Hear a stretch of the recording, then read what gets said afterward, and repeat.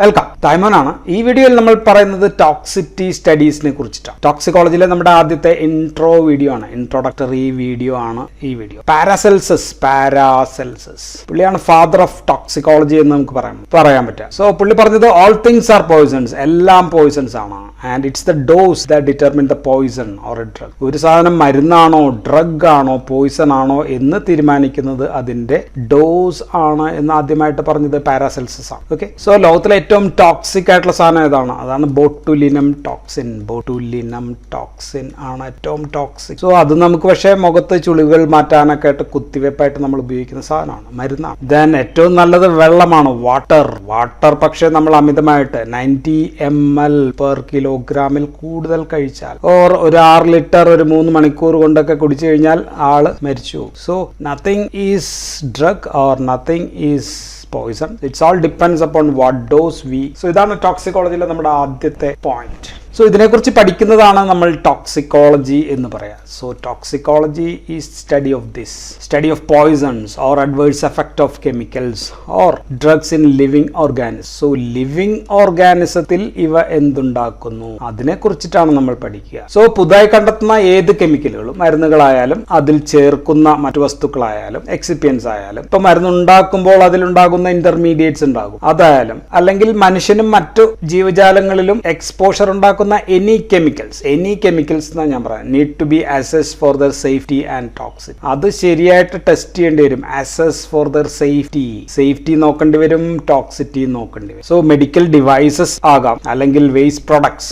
ഒരു ഇൻഡസ്ട്രിയിൽ ഉണ്ടാകുന്ന വേസ്റ്റ് പ്രൊഡക്ട്സ് നമുക്ക് ടോക്സിക്കോളജിക്കൽ എക്സാമിനേഷന് വിധേയമാക്കേണ്ടി വരും. സോ അവ എന്തെല്ലാം പ്രശ്നങ്ങൾ ഉണ്ടാക്കാം? സോ എന്ത് പ്രശ്നങ്ങൾ ഉണ്ടാക്കാം? എന്ത് എന്ന് ചോദിക്കുമ്പോൾ ദാറ്റ് ഈസ് ക്വാളിറ്റേറ്റീവ് പ്രോബ്ലംസ് ആണ് നമ്മൾ പറയുന്നത്. എത്ര അളവിൽ, എത്ര എന്ന് ചോദിക്കുമ്പോൾ that is quantitative assessment of the problem. രണ്ട് വേണം. ഇനി എല്ലാവരിലും ഒരേ പ്രശ്നങ്ങളാണോ ഉണ്ടാക്കുന്നത്?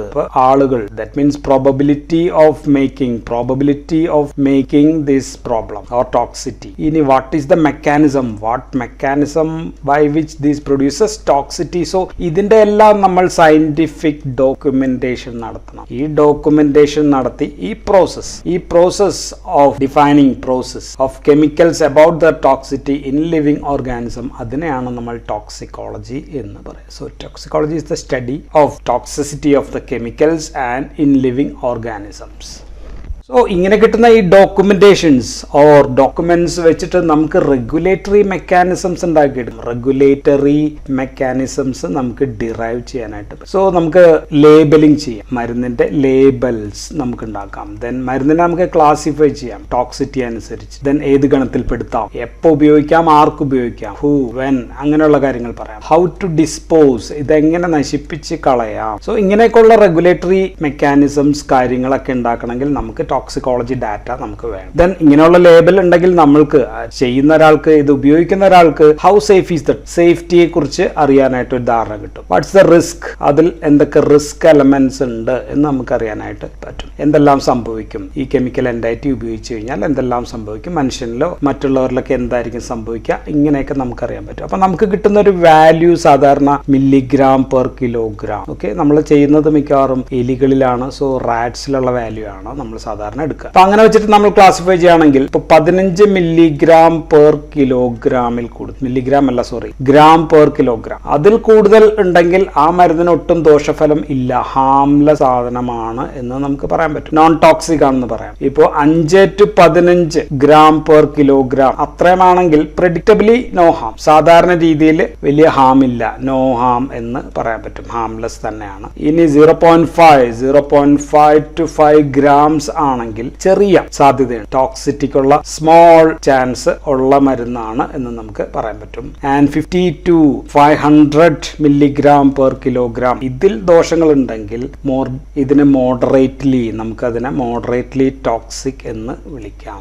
ആൻഡ് 5 to 50 മില്ലിഗ്രാം പെർ കിലോഗ്രാമിൽ ടോക്സിറ്റി ഉണ്ടെങ്കിൽ അതിനെ നമുക്ക് കുറച്ചും കൂടി ഹൈലി ടോക്സിക് ആയിട്ട് പറയാം. ദെൻ അറൌണ്ട് 1.5 മില്ലിഗ്രാമിൽ കൂടുതൽ ടോക്സിറ്റി ഉണ്ടെങ്കിൽ അതിന് നമുക്ക് എക്സ്ട്രീംലി എക്സ്ട്രീംലി ടോക്സിക് എന്ന് പറയാം.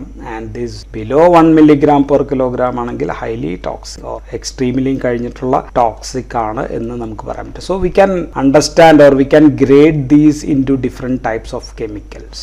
ഏത് ഹാംലെസ് ആണോ, അല്ലെങ്കിൽ ടോക്സിക് ആണോ, ഹൈലി ടോക്സിക് ആണോ, മോഡറേറ്റ്ലി ടോക്സിക് ആണോ, ഇങ്ങനെയൊക്കെ നമുക്ക് അതിനെ തരം തിരിക്കാനായിട്ട് സാധിക്കും. ഇനി വേറൊരു മെക്കാനിസം കൂടി ഉണ്ട്. ഇത് ഗ്ലോബൽ ഹാർമണൈസ്ഡ് സിസ്റ്റം, അവരുടെ ക്ലാസിഫിക്കേഷൻ കൂടി ഉണ്ട്. അവർ 5 കാറ്റഗറി ആയിട്ടാണ്. അത് ഞാൻ പിന്നീട് പറയാം. സോ അപ്പൊ നമ്മൾ ഇതെങ്ങനെ കണ്ടുപിടിക്കും? സോ ഇത് കണ്ടുപിടിക്കാനുള്ള ഉത്തരമാണ് നമുക്ക് ടോക്സിസിറ്റി സ്റ്റഡീസ് എന്ന് പറയും. So toxicity studies are aiming to find out these toxic. So toxicity studies are studies for revealing the potential harm. So revealing the potential harm, അവയുണ്ടാക്കാവുന്ന potential harm, revealing their potential harm of new compounds. അല്ലെ, പുതിയ കോമ്പൗണ്ട്സിനാണ്, പഴയ compounds ഒക്കെ already ഉണ്ടാവും. Especially new chemical entities and their documentation. Study ചെയ്താൽ മാത്രം പോരാ, and we have to document it. അത് രേഖകളാക്കി വെക്കണം. സോ ഇത് മനുഷ്യനിൽ ചെയ്ത് കണ്ടുപിടിക്കാൻ പറ്റുമോ എന്ന് ചോദിച്ചു കഴിഞ്ഞാൽ പറ്റില്ല. മനുഷ്യനിൽ ഒരു മരുന്നും നമുക്ക് ടോക്സിറ്റി സ്റ്റഡീസ് ഒന്നും ചെയ്യാനായിട്ട് പറ്റില്ല. So we have to do it on അനിമൽസിൽ വേണം നമ്മൾക്ക് ആദ്യം ഇത് പഠിക്കാനായി. ഓർ ഇൻ വിട്രോ ടെസ്റ്റ് നമുക്ക് അപ്രൂവ്ഡ് ചില ടെസ്റ്റുകളുണ്ട്. So in vitro test or in vivo, അനിമലിൽ ചെയ്യുമ്പോൾ നമുക്ക് ഇൻ വിവോ എന്ന് പറയാം, മറ്റത് ഇൻ വിട്രോ ടെസ്റ്റുകൾ. സോ എല്ലാം ഇൻ വിട്രോ ടെസ്റ്റ് ചെയ്ത് വേഗത്തിൽ അറിയാനായിട്ട് സാധിക്കില്ല. So certain studies we will go for in vitro studies. So 2 രീതിയിൽ ചെയ്യാം, ഇൻ വിവോയും ചെയ്യാം, ഇൻ വിട്രോയും നമുക്ക് ചെയ്യാം. അപ്പൊ നമ്മൾ ആദ്യമേ അനിമൽ സ്റ്റഡീസ് ചെയ്യാണോ എന്ന് വെച്ചാൽ അല്ല. Before that we have to do some physico chemical properties ഒക്കെ പഠിക്കണം. സോ ഫിസിക്കൽ പ്രോപ്പർട്ടീസിനെ കുറിച്ച് അറിയണം, കെമിക്കൽ പ്രോപ്പർട്ടീസിനെ കുറിച്ച് അറിയണം. സോ കാരണം കെമിക്കൽ ഉപയോഗിക്കുന്ന മരുന്ന് മാത്രമല്ല, അതിന്റെ സിന്തസിസ് പ്രൊഡക്ഷൻ കൂടെ ചേരുന്ന പല കെമിക്കൽസും അതിനകത്ത് ഉണ്ടാകാം. മരുന്നായാലും അതിന്റെ കെമിക്കൽസും അതിന്റെ പ്രോപ്പർട്ടീസ് എല്ലാം നമ്മൾ അറിഞ്ഞിരിക്കണം. രണ്ടാമത്തത് ഇത് എങ്ങനെ, how it is expose to environment, exposure to environment, ചുറ്റുപാടുമായിട്ട് ഇത് എക്സ്പോഷർ ടു എൻവയോൺമെന്റുമായിട്ട് ഇത് എന്തൊക്കെ പ്രശ്നങ്ങൾ ഉണ്ടാക്കാം, ഇതെങ്ങനെ ഡീഗ്രേഡ് ചെയ്യുന്നു, ഡീജനറേഷൻ സ്റ്റഡീസ് ഒക്കെ നടത്തേണ്ടി. സോ ഇത് വാട്ടർ, സോയിൽ, എയറിലൊക്കെ ഇത് എങ്ങനെയാണ് ഇതിന്റെ പ്രശ്നങ്ങൾ ഉണ്ടാവുക എന്നുള്ളത് നമ്മൾ അറിഞ്ഞു. സോ അവിടെ നിന്ന് ചെടികൾ, ഇപ്പോൾ വാട്ടറിലൊക്കെ ആണെങ്കിൽ, എൻവയോൺമെന്റിലൊക്കെ ആണെങ്കിൽ ചെടികളിലേക്ക്, നമ്മൾ ഫുഡായിട്ട് ഉപയോഗിക്കുന്ന ചെടികളിലേക്കൊക്കെ കടക്കുമോ ഇല്ലയോ. സോ ഇങ്ങനെ ഒരുപാട് കാര്യങ്ങൾ അറിഞ്ഞിരിക്കണം. സോ ഇതെല്ലാം നമ്മൾ ആദ്യം ചെയ്യണം. അതിന് OECD guide lines, OECD guide lines, ഇങ്ങനെയുള്ള ഗൈഡ് ലൈൻസ് വെച്ചിട്ടായിരിക്കും നമ്മളത് ചെയ്യുക. അപ്പോൾ നമ്മൾ ഇൻവിവോ ടെസ്റ്റ് ചെയ്യുന്നത് മൃഗങ്ങളിലാണ് എന്ന് പറഞ്ഞു, അനിമൽസിലാണ് നമ്മൾ ഈ ടെസ്റ്റ് എല്ലാം ചെയ്യുന്നതെന്ന് പറഞ്ഞു. അപ്പോൾ ഏതെല്ലാം അനിമൽസ് ആണ് എന്നുള്ളതാണ് അടുത്ത പോയിന്റ്. സോ 2 തരം മൃഗങ്ങൾ ചെയ്യാം. ഒന്ന് റോഡൻസിൽ ചെയ്യാം,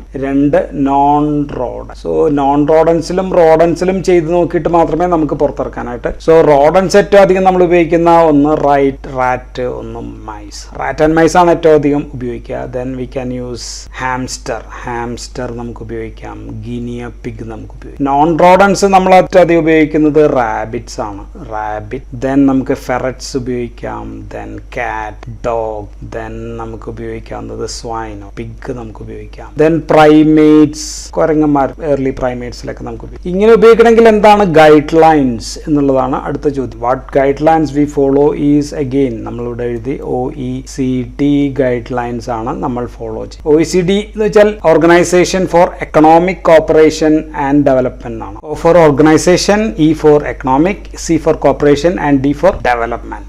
സോ ഇവർ നിർദ്ദേശിച്ചിട്ടുള്ള സ്പെസിഫിക്കേഷൻസ് ആണ് ഇന്റർനാഷണലി ആക്സെപ്റ്റഡ് ആയിട്ടുള്ള സ്പെസിഫിക്കേഷൻസ്. സോ എന്തെല്ലാമാണ് ഈ ടോക്സിറ്റി സ്റ്റഡീസിൽ നമ്മൾ നോക്കുക എന്ന് ചോദിച്ചു കഴിഞ്ഞാൽ, what all things will look. 1 different set of parameters of test animals will be study. Parameters of different type ആണ് നമ്മൾ നോക്കുക. ഒരുവിധം എല്ലാ പാരാമീറ്റേഴ്സ് നോക്കണം. ആദ്യം അനിമലിന്റെ വെയിറ്റ് എത്ര നോക്കണം. Then how much food is consumed, food consumption നോക്കുക, കൂടുന്നുണ്ടോ കുറയുന്നുണ്ടോ, അങ്ങനെയൊക്കെ. ടോക്സിക് റെസ്പോൺസസ് എന്തെങ്കിലും ഉണ്ടാക്കുന്നുണ്ടോ, അത് ഡോസ് ലെവൽ നോക്കണം.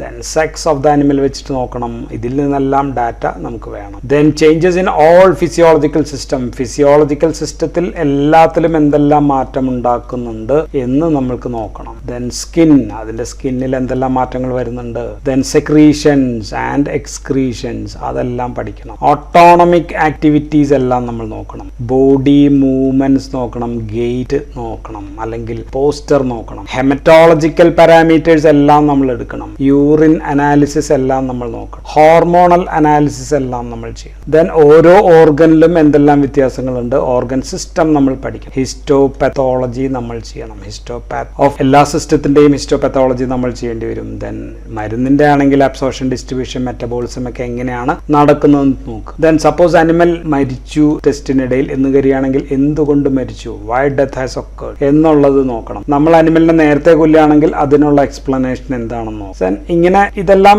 എല്ലാ ടോക്സിറ്റി സ്റ്റഡീസിൽ നോക്കേണ്ടതാണ്. ദെൻ അതിനുശേഷം നമ്മൾ കണ്ടിന്യൂസ് ആയിട്ട് വീണ്ടും തുടർന്ന് പോവുകയാണെങ്കിൽ സ്റ്റഡീസ് എങ്കിൽ നമുക്ക് ദാറ്റ് മീൻസ് റിപ്പീറ്റഡ് ഡോസ് സ്റ്റഡീസിലേക്ക് പോവുകയാണെങ്കിൽ അപ്പൊ നമുക്ക് no observed adverse effect level NOEL നമുക്ക് കിട്ടും. ദെൻ വീണ്ടും നമ്മൾ പഠിക്കുമ്പോൾ ലോ ഒബ്സർവ്ഡ് LOEL നമുക്ക് കിട്ടും, low observed adverse effect level നമുക്ക് കിട്ടും. ദെൻ ബെഞ്ച് മാർക്ക് ഡോസ് നമുക്ക് കിട്ടും. സോ അക്യൂട്ട് ടോക്സിറ്റി ചെയ്യുമ്പോൾ തന്നെ നമുക്ക് കിട്ടുക ഡോസ് കിട്ടും. അതിന് നമ്മൾ സാധാരണ LD50 എന്നാണ് പറയുക. LD50 is the 50% of animals മരിക്കാനുള്ള ഡോസ് ആണ് LD50. ഇതിൽ നിന്നായിരിക്കും നമ്മൾ കണ്ടിന്യൂസ് ഓർ റിപ്പീറ്റഡ് ഡോസ് കൊടുക്കാനുള്ള ഡോസ് ഡിറൈവ് ചെയ്യുക. ഓക്കെ, സോ ഇത്രയും കാര്യങ്ങൾ നമുക്ക് ആദ്യത്തെ ടെസ്റ്റുകൾ ചെയ്യുമ്പോഴത്തേക്കും നമുക്ക് കിട്ടും. ഇനി ഏത് അനിമലിലാണ് നമ്മൾ ആദ്യം ഫസ്റ്റ് ഡോസ് ഒക്കെ കൊടുക്കുക അല്ലെങ്കിൽ അക്യൂട്ട് ടോക്സിറ്റി സ്റ്റഡീസ് ഒക്കെ ചെയ്തു നോക്കാന്ന് വെച്ചാൽ സാധാരണ റാറ്റ്സ് ആൻഡ് മൈസ് ആണ് നമ്മൾ തുടങ്ങുക. സോ വിസ്റ്റാർ ഉണ്ട്, ആൽബിനോ, അങ്ങനത്തെ ഉള്ള ഒരുപാട് റാറ്റ്സ് ആൻഡ് മൈസ് ഒക്കെ അവൈലബിൾ ആണ്. സോ എന്തുകൊണ്ടാണ് ഇവയിൽ പഠിക്കുന്നത് വെച്ചാൽ ഷോർട്ട് ലൈഫ് സ്പാൻ ആണ് ഇവരുടെ, ലൈഫ് സ്പാൻ ചെറുതാണ്, അതുകൊണ്ട് അടുത്ത തലമുറയൊക്കെ ചിലപ്പോൾ നമുക്ക് കിട്ടും. Then availability of different characteristic strains ഒക്കെ നമുക്ക് അവൈലബിൾ ആണ്. ദെൻ പ്രാക്ടിക്കൽ കൺസിഡറേഷൻ, ഹാൻഡിൽ ചെയ്യാനൊക്കെ ഈസിയാണ്, വളർത്തിയെടുക്കാനും എല്ലാം നമുക്ക് ഈസിയാണ്. സോ ഇങ്ങനെയൊക്കെ ഉള്ളതുകൊണ്ടാണ് നമ്മൾ we go for rats and mice first. ഇനി ഏതെല്ലാം തരം ടെസ്റ്റുകളാണ് നടത്തുന്നത് വെച്ച് കഴിഞ്ഞാൽ നമുക്ക് ഓൾറെഡി നമ്മൾ പറഞ്ഞു ഇൻവിവോ ചെയ്യും, ഇൻവിട്രോ ടെസ്റ്റ് നടത്തും. ഇൻവിവോ നമ്മൾ എത്ര നാൾ, how long the drug is given, അതനുസരിച്ച് the exposure of the drug ഈ അനിമൽസുമായിട്ട് എത്ര നാൾ എക്സ്പോസ് ചെയ്യുന്നു എന്നനുസരിച്ച് നമുക്ക് ഇവയെ 1 അക്യൂട്ട് ടോക്സിറ്റി സ്റ്റഡീസ് ആയിട്ട് ക്ലാസിഫൈ ചെയ്യാം, 2 സബ് അക്യൂട്ട് എന്ന് വിളിക്കാം, 3 സബ് ക്രോണിക് ആൻഡ് 4ാമത്തത് അപ്പോൾ ക്രോണിക് ആയിരിക്കും, ക്രോണിക് ടോക്സിറ്റി സ്റ്റഡീസ് എന്ന് നമുക്ക് വിളിക്കാം, ക്രോണിക് ടോക്സിറ്റി സ്റ്റഡി. ഇനി ഇതല്ലാതെ ഇതിന്റെ കൂടെ തന്നെ നമുക്ക് കാർസിനോജെനിസിറ്റി ചെയ്യണം, കാർസിനോജെനിസിറ്റി സ്റ്റഡീസ് ചെയ്യേണ്ടി വരും. ദെൻ ജീനോടോക്സിറ്റി എന്ന് പറയുമ്പോൾ മ്യൂട്ടാജെനിസിറ്റി സ്റ്റഡി ചെയ്യേണ്ടി വരും. ദെൻ ക്രോമസോമൽ അബറേഷൻ സ്റ്റഡി, ഇങ്ങനെയൊക്കെയുള്ള കാര്യങ്ങൾ നമുക്ക് ചെയ്യേണ്ടി വരും. ദെൻ ഇഫ് നീഡഡ് നമുക്ക് ടെറാറ്റോജെനിസിറ്റി സ്റ്റഡീസും നമുക്ക് ആവശ്യമെങ്കിൽ ചെയ്യേണ്ടി വരും. ഓക്കെ, സോ ഇത്രയും കാര്യങ്ങളൊക്കെ ചെയ്യാം. സോ എന്തുകൊണ്ടാണ് നമ്മൾ ഈ അനിമൽസിലേക്ക് ഇൻവിവോയിലേക്ക് പോകുന്നത് വെച്ചാൽ ഇൻവിട്രോ നമ്മൾ ചെയ്തപ്പോൾ QSAR ഒക്കെ കിട്ടിയെങ്കിലും ഇത് ശരീരത്തിനകത്ത് എക്സാക്ട്ലി ഇതേപോലെ നമുക്ക് കിട്ടണമെന്നില്ല, ശരീരത്തിനകത്ത് യഥാർത്ഥ സിറ്റുവേഷൻ ആയിട്ട് പൊരുത്തപ്പെടണമെന്നില്ല. So we have to do on some living organism. In vivo ചെയ്താലും ഫുൾ ഓക്കെ ആണോ എന്ന് ചോദിച്ചാൽ അതല്ല, നമുക്ക് കിട്ടുന്നതിന് നമ്മൾ സാധാരണ എക്സ്ട്രാപ്പൊലേറ്റഡ് ടു ആനിമൽസ് ആണ്, എക്സ്ട്രാപ്പൊലേറ്റഡ് ടു ഹ്യൂമൻസിലേക്ക് നമ്മൾ എക്സ്ട്രാപ്പൊലേറ്റ് ചെയ്യുകയാണ് സാധാരണ ചെയ്യുക. ഇത് 100% ഓക്കെ ഒന്നുമല്ല. ബട്ട് 2-ലധികം ഡിഫറെന്റ് അനിമൽസ് ഗ്രൂപ്പിൽ നമ്മൾ ചെയ്യുമ്പോൾ അല്ലെങ്കിൽ ഇൻബ്രീഡ് അല്ലാത്ത ഡിഫറെന്റ് സ്ട്രെയിൻസിലൊക്കെ നമ്മൾ ചെയ്യുമ്പോൾ നമുക്ക് കിട്ടുന്ന വിവരങ്ങൾ വളരെ പ്രധാനം. നേരത്തെ നമ്മൾ അക്യൂട്ട് ടോക്സിറ്റി സ്റ്റഡി ചെയ്തുകൊണ്ടിരുന്നത് ട്രാവൻസ് എന്ന് പറയുന്ന സയന്റിസ്റ്റ് 1927 കൊണ്ടുവന്ന മോഡൽ അനുസരിച്ചിട്ടായിരുന്നു. അതൊരു ക്വാണ്ടൽ മെത്തേഡാണ്, ക്വാണ്ടൽ ഓർ ഓൾ ഓർ നൺ എന്നൊക്കെ പറയുന്ന മെത്തേഡിലാണ്. സോ ആ ഒരു അസംഷനിൽ വെച്ചിട്ടാണ് ചെയ്തുകൊണ്ടിരുന്നത്. പക്ഷെ അതിനെന്താ പ്രശ്നം വെച്ചാൽ വി നീഡ് ലോട്ട് ഓഫ് ഒരുപാട് അനിമൽസിന്റെ എണ്ണം കൂടുതൽ വേണം. സോ നമുക്ക് അത് വെച്ചിട്ട് LD50 കാണാൻ പറ്റില്ല. അതുകൊണ്ടാണ് നമ്മൾ OECD ഗൈഡ് ലൈൻസ് നമ്മൾ ഉപയോഗിക്കാനായിട്ട് ശ്രമിക്കുന്നത്, because to reduce the number of animals. So acute ടോക്സിറ്റിയെ കുറിച്ചാണ് നമ്മൾ ഇനി ആദ്യം പറയാം. അക്യൂട്ട് എന്ന് വെച്ചാൽ അർത്ഥം എന്താ? Acute means we are giving only 1 single dose, ഒറ്റ ഒരു ഡോസ് മാത്രമാണ് നമ്മൾ കൊടുക്കുക. So this the keyword in acute toxicity, a single dose of the and their effect is monitored 24 hours continuous ആയിട്ട് മോണിറ്റർ ചെയ്യും. ദെൻ ഫോർ 14 ദിവസം വരെ അനിമലിനെ അല്ലെങ്കിൽ ഈ മരുന്ന് കൊടുത്ത അതിനെ നമ്മൾ മോണിറ്റർ ചെയ്തിട്ടിരിക്കും. Acute can be per oral or just oral എന്ന് നമുക്ക് പറയാം, അല്ലെങ്കിൽ ഇറ്റ് ക്യാൻ ബി ഡെർമൽ കൊടുക്കാം, അല്ലെങ്കിൽ ഇറ്റ് ക്യാൻ ബി ഇൻഹലേഷൻ. ഇങ്ങനെ 3 റൂട്ടിലും കൊടുക്കണം അക്യൂട്ട് ടെസ്റ്റ്. സോ ഓറൽ എന്ന് പറഞ്ഞാൽ നമ്മൾ എങ്ങനെ കൊടുക്കാം? ഗ്യാസ്ട്രിക് ഗാവേജ് വഴിയിട്ട് വയറ്റിലേക്ക് നേരിട്ട് കൊടുക്കാം, അല്ലെങ്കിൽ നമുക്ക് ഫുഡിനകത്ത് മിക്സ് ചെയ്തിട്ട് കൊടുക്കാം, അല്ലെങ്കിൽ വെള്ളത്തിനകത്ത് മിക്സ് ചെയ്തിട്ട് കൊടുക്കാം. ഏതാണ് രീതി എന്ന് വെച്ച് കഴിഞ്ഞാൽ ആ രീതിയിലൊക്കെ കൊടുക്കാം. പക്ഷെ നമ്മൾ ഉദ്ദേശിച്ചത്ര ഡോസ് ഈ അനിമലിന്റെ ശരീരത്തിനകത്ത് എത്തണം എന്ന് മാത്രമാണ് നിർബന്ധം. സോ ഡെർമൽ ആണെങ്കിൽ സ്കിന്നിൽ അപ്ലൈ ചെയ്താൽ മതിയായിരിക്കും. സ്കിന്നിൽ നമ്മൾക്ക് എന്തെങ്കിലുമൊക്കെ കൂടെ ചേർത്ത് അപ്ലൈ ചെയ്ത് കൊടുക്കാൻ പറ്റും. ഇൻഹലേഷൻ ആണെങ്കിൽ നമ്മൾ ചേംബറിൽ വെക്കണം. ഇൻഹലേഷനിൽ ചേംബറിലൊക്കെ വെച്ചിട്ട് റാറ്റിനാണെങ്കിൽ ഒരു 4 മൈക്രോൺ സൈസിലൊക്കെ ഉള്ള സംഭവം ആക്കിയിട്ട് മാറ്റിയിട്ട് വേണം ഇൻഹലേഷണൽ ടോക്സിറ്റി, അക്യൂട്ട് ടോക്സിറ്റി നമുക്ക് ചെയ്യാൻ. ഈ അക്യൂട്ട് ടോക്സിറ്റിയുടെ ഗൈഡ് ലൈൻ എന്ന് പറയുന്നത് ടെസ്റ്റ് ഗൈഡ് ലൈൻ TG എന്നായിരിക്കും നമ്മൾ പറയാം. അതിന് 401 OECDയുടെ അക്യൂട്ട് ടോക്സിറ്റി ഓറൽ ടോക്സിറ്റിയുടെ ഗൈഡ് ലൈൻ. ഡെർമൽ ആണെങ്കിൽ 402 ആണ്,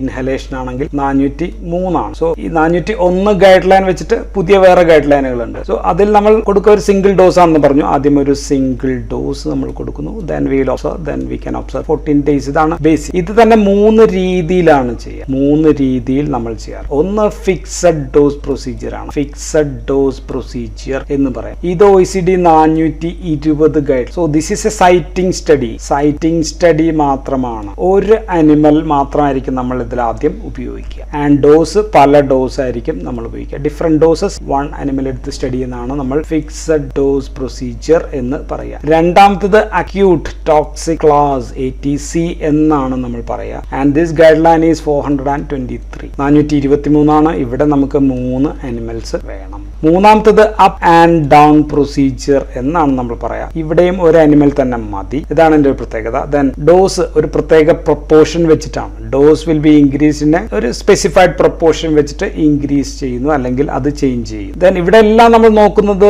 മോർട്ടാലിറ്റിയാണ്. എത്ര എണ്ണം മരിച്ചു എന്നുള്ളതാണ് നമ്മുടെ എൻഡ് പോയിന്റ് എന്ന് പറയുന്നത്. മരിക്കുന്നുണ്ടോ എന്നുള്ളതാണ് നോക്കുന്നത്. ഇത് നമ്മൾ ചെയ്യുന്ന ആദ്യത്തെ സ്റ്റഡിയാണ്. ആദ്യത്തെ സ്റ്റഡി എന്ന് വെച്ചാൽ എന്ത് ഡോസിൽ നമുക്ക് ഇനി ഫർദർ ഉപയോഗിക്കാം, അല്ലെങ്കിൽ ഏത് ഡോസിൽ വെച്ചിട്ടാണ് മൃഗങ്ങൾ മരിക്കുന്നത്, അല്ലെങ്കിൽ 50% of the population of death, അല്ലെങ്കിൽ LD50 കാണാൻ വേണ്ടിയിട്ടാണ് നമ്മൾ അക്യൂട്ട് ടോക്സിറ്റി സ്റ്റഡീസ് ചെയ്യുന്നത്. ഓക്കെ, ലീതൽ ഡോസ് ആണ് നമ്മൾ കണ്ടത്. സോ ഈ fixed dose FDP and this acute toxic class, ഇത് രണ്ടും വിത്തിൻ എ ഡോസ് റേഞ്ച് ആണ്. ഒരു ഡോസ് റേഞ്ചിനകത്താണ് നമ്മൾ ചെയ്യുക. പക്ഷേ ഇത് ദിസ് അപ്പ് ആൻഡ് ഡൗൺ എന്ന് പറയുന്നത് wider set of options. So this get A wider set of options നമുക്ക് അവൈലബിൾ ആണ്. ഇനി ഓരോ ടെസ്റ്റും എങ്ങനെയാണ് ചെയ്യുന്നതെന്ന് ഞാൻ ഈ വീഡിയോയിൽ പറയില്ല. അത് നമ്മൾക്ക് വീണ്ടും അടുത്ത വീഡിയോയിൽ പറയേണ്ടി വരും, ബിക്കോസ് ഇറ്റ്സ് ബിഗ് വൺ. ഇതിന്റെ ഒരു അക്യൂട്ട് ഓറൽ ടോക്സിറ്റി എങ്ങനെയാണ് ചെയ്യുന്നതെന്ന് ഒരു വീഡിയോ, അടുത്ത ടോക്സിറ്റി എങ്ങനെയാണ് ചെയ്യുന്നതെന്ന് വേറൊരു വീഡിയോ, അങ്ങനെ ഓരോ വീഡിയോയിലേക്ക് പോകേണ്ടി വരും. സോ ദിസ് ഞാൻ ഓൾറെഡി പറഞ്ഞു, ഇറ്റ്സ് ആൻ ഇൻട്രൊഡക്ടറി വീഡിയോ മാത്രമാണ്. സോ പല ആൾക്കാർക്കും ഇപ്പോൾ ഫോസം ആരാണ് എന്നോട് ആവശ്യപ്പെട്ടത്, അവർക്കൊക്കെ ഇത്ര മതിയാവും തോന്നുന്നു.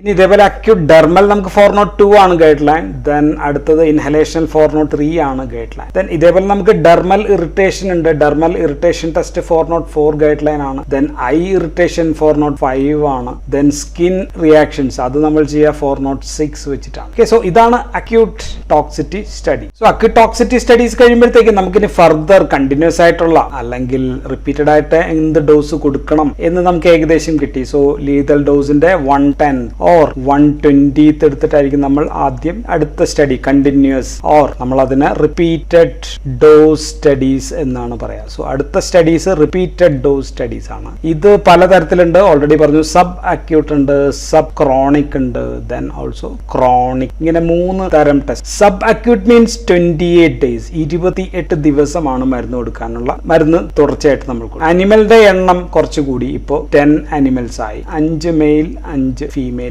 നമുക്ക് വർദ്ധിപ്പിക്കാം. ഓറൽ ആണെങ്കിൽ, oral sub acute oral toxicity ആണെങ്കിൽ ഗൈഡ് ലൈൻ ഈസ് 407, TG 407 ആണ്. ടെസ്റ്റ് ഗൈഡ് ലൈൻ 407 ആണ്. ഡെർമൽ ആണെങ്കിൽ 410 ആണ്. ദെൻ ഇൻഹലേഷൻ ആണെങ്കിൽ 412 ആണ്. ഇതെല്ലാം ഗൈഡ് ലൈൻസിന്റെ പേരാണ്. ഈ ഗൈഡ് ലൈൻസ് ഒക്കെ നമുക്ക് പല ആൾക്കാർക്കും ഓർത്തിരിക്കേണ്ടി വരും. ദെൻ അടുത്തത് സബ് ക്രോണിക് ആണ്. ഇൻ സബ് ക്രോണിക് ആകുമ്പോഴത്തേക്കും നമ്മളുടെ ഡേയ്സ് പിന്നെയും കൂടി 90 days സ്റ്റഡിയാണ്. സോ ഈ 90 ദിവസം തുടർച്ചയായിട്ട് മരുന്ന് നമ്മൾ കൊടുക്കുന്നു. അപ്പോൾ ഇവിടെ ഉപയോഗിക്കുന്ന അനിമൽസ് ഈസ് നൗ 20 അനിമൽസ് ആയി. സോ ഇതിന്റെ ഓറൽ ആണെങ്കിൽ ഗൈഡ് ലൈൻ ഈസ് 408 ആണ് ഗൈഡ് ലൈൻ. ദെൻ അതിൽ തന്നെ 408 ഉണ്ട്, 409 ഉണ്ട്. ഓറൽ ആണെങ്കിൽ റോഡൻസ് ആണെങ്കിൽ 408 ആണ്. നോൺ റോഡൻസ് ആണെങ്കിൽ വി ഹാവ് ടു യൂസ് 409 ഉപയോഗിക്കേണ്ടി വരും. ദെൻ ഡെർമൽ ആണെങ്കിൽ റാറ്റിലൊക്കെ ഉപയോഗിക്കുക 411. അടുത്തത് ദീർഘനാൾ മരുന്ന്. ദീർഘനാൾ കൊടുക്കുകയാണെങ്കിൽ 12 months ഒക്കെ കൊടുക്കുകയാണെങ്കിൽ അതിനെ നമ്മൾ ക്രോണിക് ടോക്സിറ്റി സ്റ്റഡീസ് എന്നാണ് പറയുക.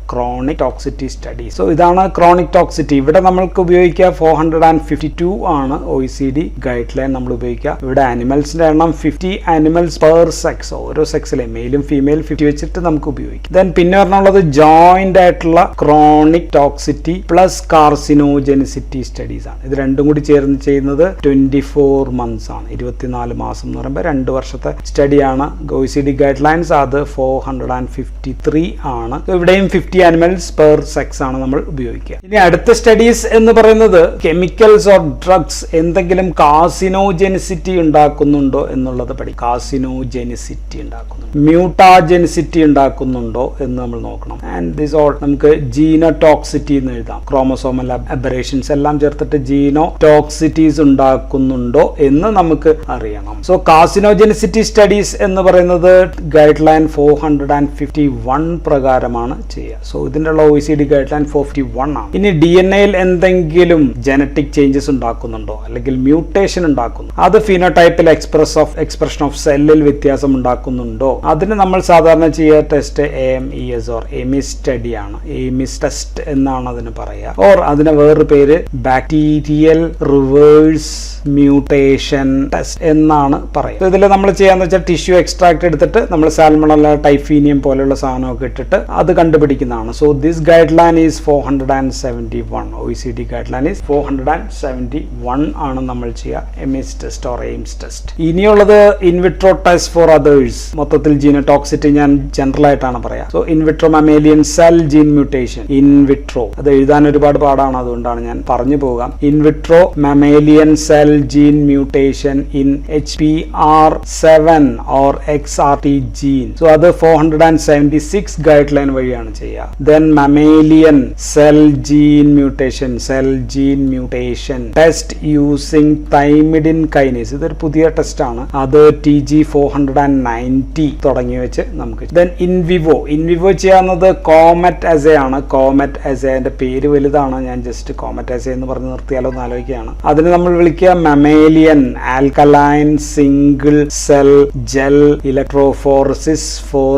DNA ട്രാൻഡ് കോമറ്റ് അസേ എന്നാണ്. സോ ഇത് ഞാൻ ഓരോ വീഡിയോ ഇതായിട്ട് ചെയ്യുമ്പോഴത്തേക്ക് ഞാൻ ഫുൾ എഴുതി വെച്ചിട്ട് പറയാം, അതായിരിക്കും നല്ലത്. ഇവിടെ ഞാനിപ്പോ ഇങ്ങനെ ആയിപ്പോയി. 489 ആണ് ഇതിന്റെ ടെസ്റ്റ്. ദെൻ അടുത്തുള്ളത് ഇൻവിവോ ട്രാൻസ്ജെനിക്. ഇൻവിവോ ആണ്. Transgenic rodent somatic germ cell mutation എന്ന് പറയുന്ന ടെസ്റ്റ് ഉണ്ട്. 488 ഉണ്ട്. ദെൻ അടുത്തതും അത് തന്നെ ഇൻവിട്രോ ആണ്. In vitro mammalian chromosome aberration test എന്ന് പറയുന്ന ടെസ്റ്റ് 473 നമുക്ക് ചെയ്യാം. ദെൻ റോഡന്റ് ഡോമിനന്റ് ലീതൽ അസേ എന്ന് പറഞ്ഞ ടെസ്റ്റ് ഉണ്ട്. അത് 478 ആണ്. ദെൻ വീണ്ടും ഒരുപാട് ടെസ്റ്റ് ഞാൻ എഴുതി വെച്ചിട്ടുണ്ട്, ഇതെല്ലാം ഞാൻ പറയുന്നില്ല. Because mammalian erythrocyte micro nucleus test 474 ഇങ്ങനെയൊക്കെയുള്ള ടെസ്റ്റ് ഉണ്ട്. 475 മൗസ് ഇറിറ്റബിൾ ട്രാൻസ്ലൊക്കേഷൻ ടെസ്റ്റ് ഇങ്ങനെയൊക്കെയുള്ള ടെസ്റ്റുകൾ കൂടി ഉണ്ട്. ഇനി അടുത്ത ടെസ്റ്റ് ആവശ്യമുള്ളത് ടെറാറ്റോജെനിസിറ്റി ടെസ്റ്റ് ആണ്. ടെറാറ്റോജെനിസിറ്റി ടെസ്റ്റുകൾ നമുക്ക് ചെയ്യേണ്ടി വന്നാൽ നമുക്കത് ചെയ്യണം.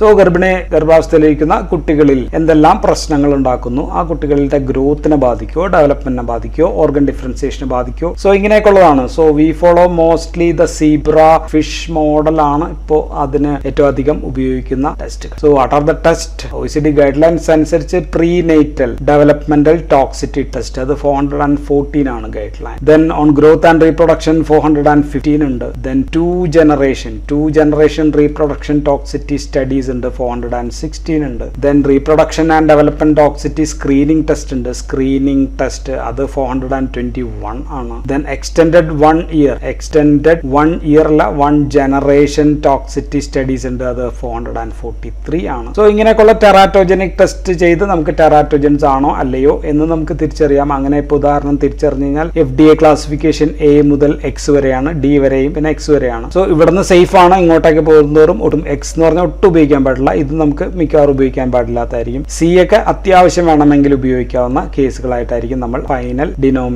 അതിനെ ഡിവൈഡ് ചെയ്യുക. So FDA category, pregnancy lactation category എന്നൊക്കെ പറഞ്ഞു വരുന്നത് ഇതിൽ പ്രഗ്നൻസി കാറ്റഗറിയാണ് ഞാൻ പറഞ്ഞത്. ഇത് FDA ആണ്, പക്ഷേ ഓസ്ട്രേലിയൻ കാറ്റഗറി ഒക്കെ വ്യത്യാസമുണ്ട് എന്നും കൂടി മനസ്സിലായി. ഇനി നമുക്ക് ഈ പറഞ്ഞ ഓരോ ടെസ്റ്റുകളും സെപ്പറേറ്റ് ആയിട്ട് ഡിസ്കസ് ചെയ്യണം. ഇത് വരച്ച് പറയാനൊക്കെ ഭയങ്കര പാടാണ്, അതുകൊണ്ടാണ് ഞാൻ കഴിയുന്നത് നിങ്ങൾ പറഞ്ഞിട്ട് ആവശ്യത്തിൽ നിന്ന് മാറിയുന്നത്. So let me try. സാധിക്കുകയാണെങ്കിൽ നമുക്കത് അടുത്ത വീഡിയോയിൽ കാണാം. ഐ ഹോപ്പ് ഇതിൽ നിന്ന് നിങ്ങൾക്ക് ഇതുവരെ അപ്പോൾ ഒരു വാട്ട് ആർ ദ ഒരു ടോക്സിറ്റി സ്റ്റഡീസ് എന്ന് പറഞ്ഞാൽ എന്തൊക്കെയാണ് എന്നൊരു ഐഡിയ, ജനറൽ ഐഡിയ ആദ്യം കിട്ടിക്കാണും എന്ന് ഞാൻ വിചാരിക്കുന്നു. അക്യൂട്ട് ടോക്സിറ്റി എന്താണ്, സബ് അക്യൂട്ട് ടോക്സിറ്റി സ്റ്റഡീസ് എന്താണ്, ക്രോണിക് ടോക്സിറ്റി സ്റ്റഡീസ് ആണ്, അതിൻ്റെയൊക്കെ ഒരു ബേസിക് ഐഡിയ ഈ വീഡിയോയിൽ നിന്ന് കിട്ടിയിട്ടുണ്ടാകും എന്ന് ഞാൻ കരുതുന്നു. So that's all in this video. Thank you for watching.